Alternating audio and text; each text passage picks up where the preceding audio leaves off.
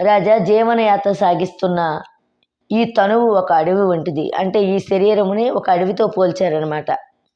జీవనయాత్ర అంటే జీవుడిగా వచ్చి ఈ లోకమునందు మమకారాలతోటి వ్యవహారం చేస్తూ ఉంది గనక ఈ అహంకార మమకారాల్లో ఉండడం వల్ల ఇదొక అడవిలాగా దీంట్లో అనేక రకాలైనటువంటి హరిషడ్వర్గాలని, మరి రాగద్వేషాదులని, గుణాలని, ఇలాగ అనేక రకాలైన ఇంద్రియాలతో 96 తత్వాలతో కూడుకుంది కాబట్టి ఈ శరీరాన్ని ఒక అడవిగా పోల్చారనమాట.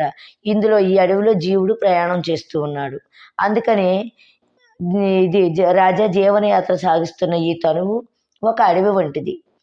ఆ అడవిలోని ఏ మృగాలున్నాయి అంటే కామ, క్రోధ, లోభ, మద, మాత్సర్యములనే అరిషడ్వర్గము వలన భయము కలుగుతున్నది. అంటే ఈ ఆరిట్ల వలనే భయము. ఎందుకంటే కామ, క్రోధ, లోభ, మోహాలు ఎవరికైతే ఉన్నాయో వాళ్ళకి శత్రువులు